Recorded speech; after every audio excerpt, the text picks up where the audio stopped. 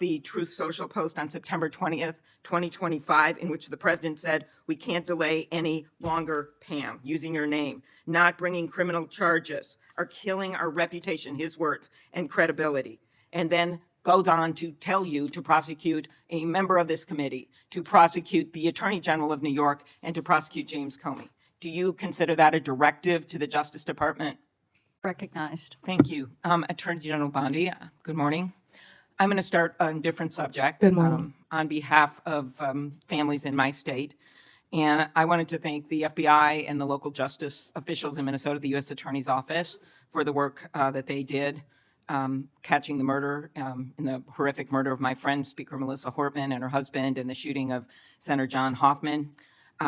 Just last month, my state was again shaken to its core when a mass shooter attacked Annunciation Catholic Church in Minnesota, shooting through the stained glass windows, injuring 21 people, including 18 kids, killing little Fletcher, little Harper, an 8 and a 10-year-old, murdering them when they're in mass praying, 12-year-olds protecting 8-year-olds. I know we've spoken about these tragedies, and we both agree that this kind of violence, whether in Minnesota or at a Mormon church in Michigan or the assassination of Charlie Kirk, has no place in our politics or in our democracy. In 2018, after the Parkland shooting, you were Attorney General, and there was a bill called the Marjorie Stoneman Douglas High School Public Safety Act. And the bill banned bump stocks, enacted red flag laws, and raised the minimum age to purchase a firearm in Florida from 18 to 21. And you actually defended the law in court from a challenge from the NRA. And we know that I'm in favor of an assault weapon ban, period. I look at these bills and I think, does this hurt my Uncle Dick in the deer stand? We have a proud tradition of hunting in Minnesota. I don't think they do.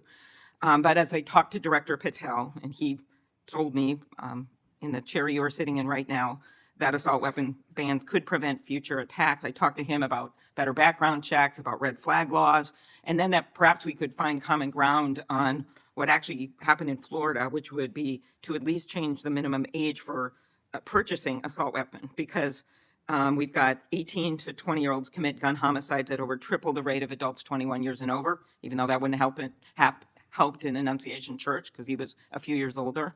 She was a few years older. But as you know, the shooter at Parkland was 19 years old, and the shooters in Buffalo and Uvalde were both 18 years old. So given your efforts in Florida, do you agree that at least raising the age for purchasing assault weapons could reduce the number of these shootings? Senator, first, that's pending litigation, and I can't discuss that at all. The 21 is pending litigation. I cannot discuss that. Florida? But if I could go back I really the didn't know 21 this. age is pending litigation. I can't discuss that. But Senator, back to what you said about what happened in Minnesota, there is no place for that. And I believe I spoke to you after that horrific, those murders. And I'm so sorry that happened. And all of my federal agencies were partnering with state agencies, working hand in hand in Minnesota. What I can tell you about the Second Amendment is this is the most pro-Second Amendment DOJ in American history, as you know. But we want to keep guns, as you said, where they should be, in the hands of law-abiding American citizens, while keeping them out of the hands of criminals and gangs. Since January 20th, the ATF and FBI have seized more than 30,000 illegal guns. I have 10 minutes. 30,000. You have given these statistics, and I truly appreciate those statistics. But what I was just trying to get at was something where maybe we could find common ground on a bill that you actually defended in court in a state, which Director Patel seemed open to, and that was looking at, could we at least raise the age to 21 of the purchase of an assault weapon federally, while states look at banning these weapons overall, given these little babies that this gun is used to kill. So we can talk about it later, but that was my question, and you don't want to answer it. No, it's pending litigation, Senator. Okay, but your views on this is not pending litigation. So I want to get to the independence of the Justice Department. At your nomination hearing, I specifically asked you to provide assurance to every member of this committee that the Justice Department will only follow the facts and the law, and the White House will play no role in the cases investigated or brought. You stated in response, this was you, politics will not play a part in my decisions. And you also said the Justice Department must be independent and must act independently. Do you believe that you have upheld that commitment? I absolutely have upheld that commitment, Senator. I pledged that I would end the weaponization also of the Justice Department and that America would once again have a one-tier system of justice for all. And that is what we are doing in this country. We saw this with the president directing an investigation prosecution of Chris Krebs, the former head of cybersecurity, Lisa Cook, who is a current governor of the Federal Reserve, Director Comey. And the president, and I know you have said that you will not discuss discussions you've had with the president about Comey. Is that correct? That you won't testify here about that? Because I was going to ask you if you received advice, instruction, or request from anyone at the White House to direct the department to engage in any investigations, prosecutorial actions, including decisions not to investigate or prosecute anyone. I'm not going to discuss any Okay. conversations. But then how about the Truth Social post on September 20th, 2025, in which the president said, "We can't delay any longer, Pam," using your name, "not bringing criminal charges, are killing our reputation," his words, "and credibility." And then goes on to tell you to prosecute a member of this committee, to prosecute the Attorney General of New York, and to prosecute James Comey. Do you consider that a directive to the Justice Department? Senator Klobuchar, President Trump is the most transparent president in American history. And I don't think he said anything that he hasn't said for years. Okay, it has been reported that you initially pushed back against requests by senior Trump administration officials to push out or fire the acting U.S. attorney in Virginia, Eric Siebert, who's a conservative Republican, who made the decision that the evidence was not there to prosecute Comey. What made you change your opinion? I am not going to discuss personnel decisions. Okay. Is it true that the career prosecutors in the Eastern District of Virginia found that there was insufficient evidence to bring criminal charges against former Director Comey? I am not going to discuss pending cases because Comey was indicted in the Eastern District of Virginia by, I may point out, one of the most liberal grand juries in the country. Okay, let's go on to other firings or terminations. Last week, the Justice Department fired at least 2 senior attorneys in the Eastern District of Virginia, including the office's national security chief, Michael Benary. It is reported that his firing came following criticism from a right-wing social media commentator who wrote, "One can only assume he was part of the internal resistance in the Comey indictment. In fact, he did not work on the Comey case. Instead, he was working on pursuing justice for service members killed in Afghanistan." How does firing a 20-year national security prosecutor enhance public safety? Senator Klobuchar, I'm not going to discuss personnel decisions, but the personnel issue that I'm having right now is that all of my agents, all of my lawyers are working. My agents are on the street working without a paycheck because your party voted to shut down the federal government. Unfortunately, the House isn't even back here. They're 18 days off the job to even meet with us to come up with a resolution that we would like to discuss with them about saving people's health care. Let's move on to the Antitrust Division. Did you authorize your chief of staff to overrule top officials in the Antitrust Division to settle the challenge to the Hewlett-Packard Enterprises Juniper Networks merger? Senator Gail Slater runs my antitrust unit, and she is doing an excellent job on many, many cases.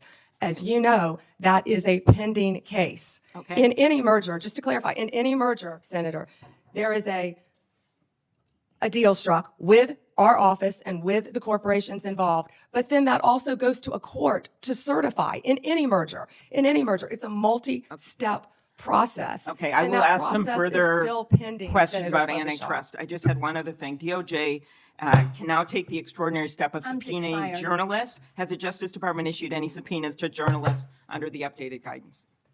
Time has expired. Okay, I'll ask You those may on the respond. record. And there it was, the moment that cut through the decorum of the chamber.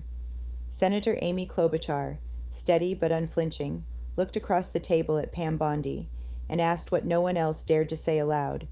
"Do you consider that a directive to the Justice Department?" She was referring to a Truth Social post, a direct message from Donald Trump himself, naming Bondi, urging her to prosecute political opponents by name, a sitting senator, the Attorney General of New York, and former FBI Director James Comey. It was not a rumor. It was not hearsay. It was written in the president's own words. In that instant, the hearing room seemed to freeze. The gravity of that question hung in the air, not just as a matter of law, but of democracy itself. Because when a president tells his attorney general whom to prosecute, and the attorney general refuses to say whether that is improper, we are no longer talking about policy. We are talking about power, unrestrained, unaccountable power. Klobuchar's tone carried more than legal skepticism. It carried the exhaustion of a country watching institutions bend under the weight of loyalty tests and political vengeance. Her voice trembled not with anger, but with disbelief. Disbelief that after decades of promises about independence, about checks and balances, about the rule of law, this was where we had arrived. Pam Bondi's response was quiet, almost rehearsed. President Trump is the most transparent president in American history. A statement that would almost be laughable if it weren't so chilling. Transparency, not in the service of truth, but in the open display of intimidation. The public nature of corruption disguised as candor. He says it publicly, and so it cannot be corruption. That is the new logic of authoritarianism, and Bondi repeated it like a creed. This wasn't just about one post or one exchange. It was about the slow corrosion of a principle older than any political party, that the Justice Department belongs not to a president, but to the people.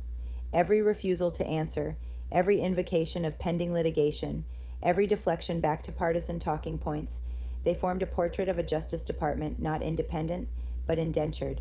And Klobuchar, to her credit, refused to let the moment slip away.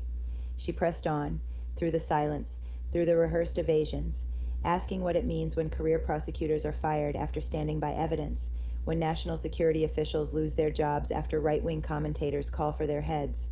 And Bondi's answer, I'm not going to discuss personnel decisions. Another wall, another silence. But history will not remember the silences. It will remember who kept asking the questions. Klobuchar began her remarks with grief, invoking a massacre at a Minnesota church where children were gunned down during Mass.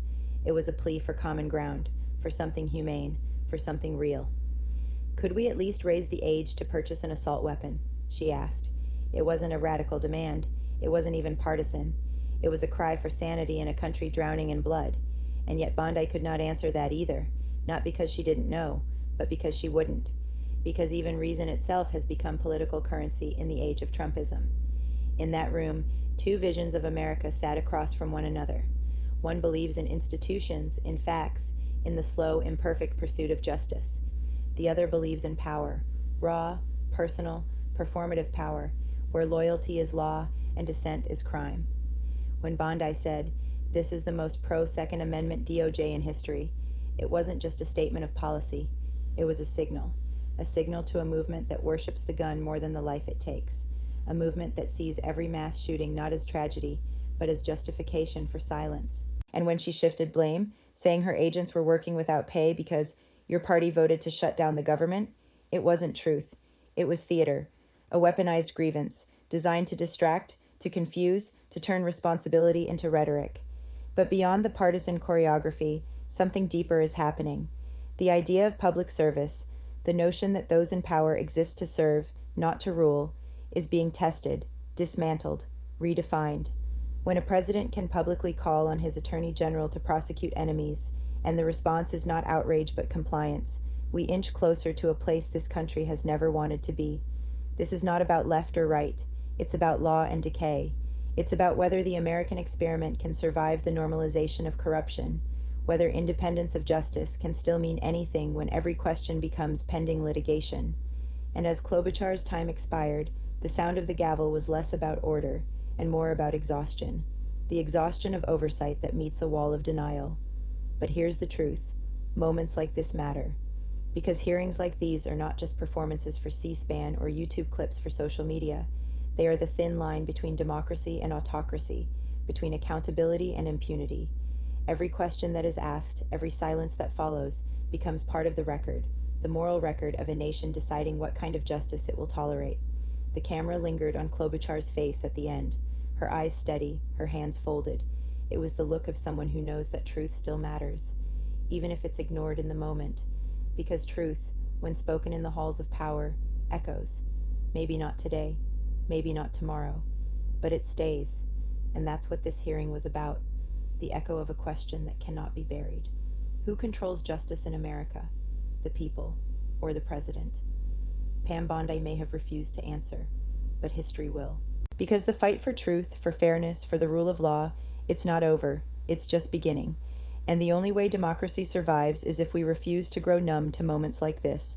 So if you believe that justice should serve the people, not power, If you believe that accountability is not partisan but patriotic, then stay with us, because the truth still needs a voice, and we intend to keep telling it. This is Liberal Country. Subscribe, and stand with those who still believe in the rule of law.